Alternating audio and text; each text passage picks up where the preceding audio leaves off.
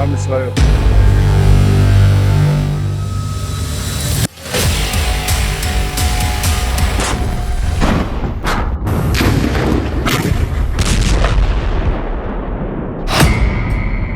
हमेशा के लिए बदल गई युद्ध की तकनीक। इजरायल ने कर दिया युद्ध में एआई का इस्तेमाल। एक दिन में एआई हमास पर करेगा 100 हमले, बिना नुकसान, एआई से बर्बादी वाली गारंटी।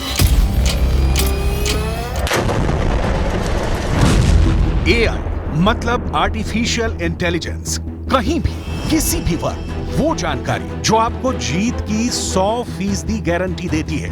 वो तकनीक जिसने परंपरागत युद्ध को बदल दिया, जिसने युद्ध का पूरा रिजल्ट बदल दिया। उदाहरण सामने है। पुतिन के जनरलों ने 72 घंटे में यूक्रेन विजय का प्लान बनाया, लेकिन फंस गए। सिर्फ 40 से 45 किलोमीटर लंबी और 6 से 10 किलोमीटर चौड़ी गाजा पट्टी में इजरायल घुसा और अब तक फंसा हुआ है।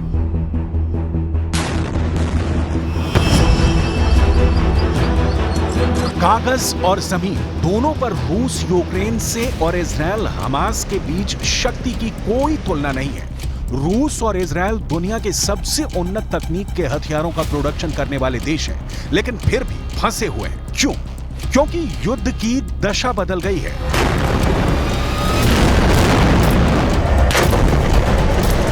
क्योंकि युद्ध का मुख्य हथियार ही बदल गया। युद्ध में आर्टिफिशियल इंटेलिजेंस की एंट्री हो गई।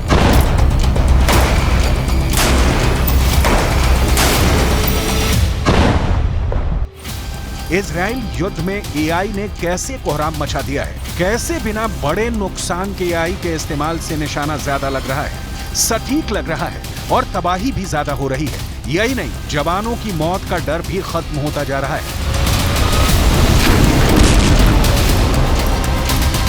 इतिहास में इजरायल युद्ध एआई के इस्तेमाल के लिए याद किया जाएगा। एआई के इस्तेमाल से क्या फायदा हो रहा है और भविष्य में कैसे यह संकट बन सकता है, दोनों पक्षों को विस्तार में समझेंगे। क्योंकि आर्टिफिशियल इंटेलिजेंस एक ऐसी तकनीक है जो अब भी विकास की अवस्था में है।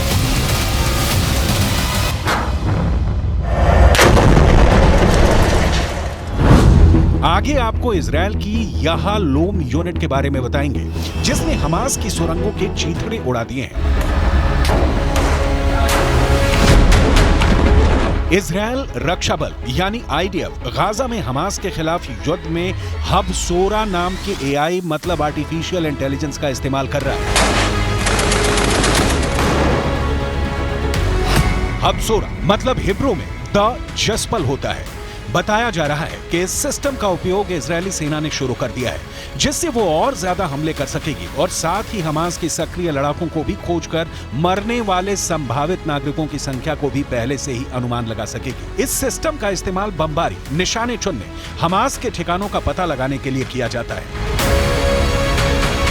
आईडीएफ के एक पूर्व प्रमुख ने कहा कि मानव खुफिया विश्लेषक के जरिए हर साल गाजा में बमबारी के लिए 50 स्थानों को निशाना बनाया जा सकता है, लेकिन हबसोरा एक दिन में 100 लक्ष्य तैयार कर सकती है।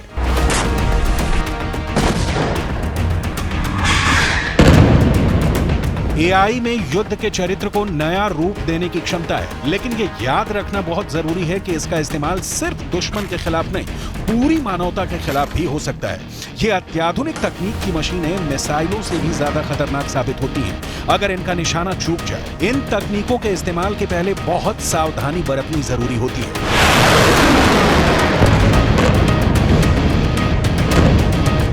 लेकिन ऐसा हो रहा है बता पाना मुश्किल है। यूक्रेन युद्ध में जब ड्रोनों का इस्तेमाल होना शुरू हुआ तो ये सौदा रूस से ज्यादा यूक्रेन को पसंद आया।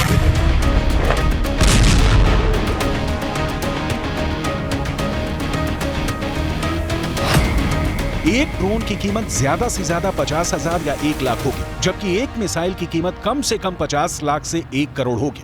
अब ये बेहद सस्ते ड्रोनों को मारने के लिए बेहद कीमती मिसाइलों का इस्तेमाल करना पड़े तो सोचिए क्या भाव पड़ेगा। तकनीक ने युद्ध को आसान बना दिया है और घातक, खतरनाक और ज्यादा तबाही वाला बना दिया है।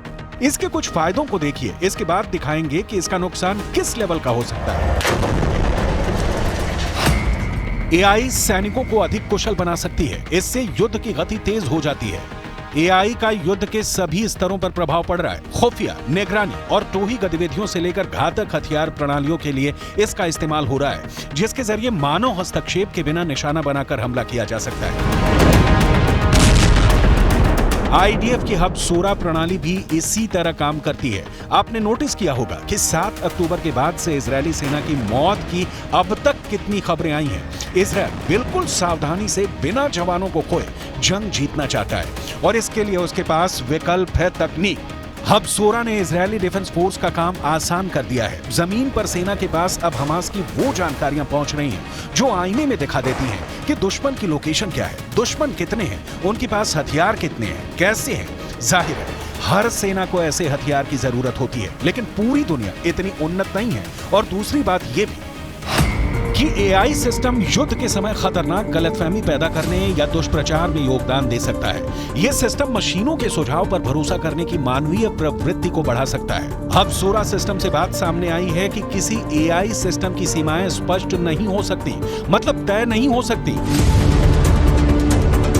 इसलिए एआई का उपयोग इस आधार पर उचित है कि यह बड़ी मात्रा में डेटा की व्याख्या कर सकता है, इसे रिफॉर्म यानी संशोधित कर सकता है। लेकिन युद्ध में जहां सीमा तय होती है, वहां सीमा नहीं समझने वाले हथियार का इस्तेमाल बहुत बहुत बहुत खतरनाक हो जाता है।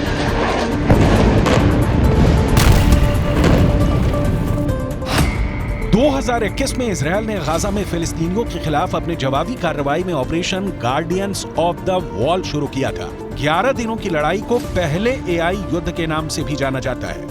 एआई टूल्स से लिए गए डेटा का इस्तेमाल गाजा में टारगेट को हिट करने के लिए किया गया था।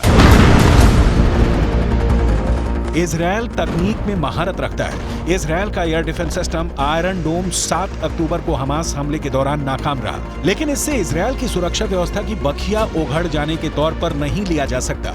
इजरायल के पास अमेरिका वाला पैट्रियट डिफेंस सिस्टम भी है और सबसे बड़ी बात कि इजरायल के साथ अमेरिका खड़ा है, संयुक्त राष्ट्र में वीटो के साथ। लेकिन समस्या यह है कि इजरायल 7 अक्टूबर से दिसंबर आ गया, लेकिन इजरायल गाजा में हमास के अंतिम आतंकी तक नहीं पहुंच पाया। इसे लेकर कहा जा रहा है कि गाजा की सुरंग हमास के लिए वरदान साबित हो रही है। इजरायल अब इन सुरंगों को अपने आर्टिफिशियल इंटेलिजेंस सिस्टम से तबाह कर रहा है।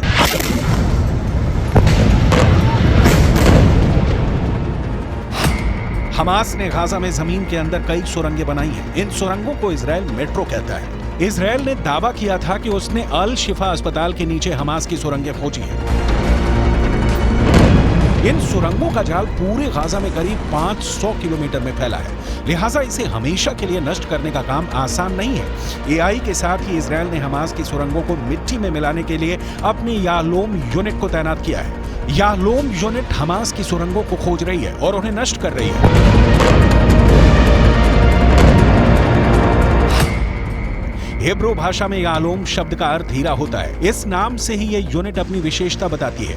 इस यूनिट की स्थापना 1995 में हुई थी। 2014 के गाजा युद्ध के बाद इजरायल ने इस यूनिट को बढ़ाकर लगभग दोगुना कर दिया है, जिसे इजरायली ऑपरेशन प्रोटेक्टिव एज के रूप में जाना जाता है। याहलोम ने ऑपरेशन प्रोटेक्टिव एज में अहम भूमिका निभाई है।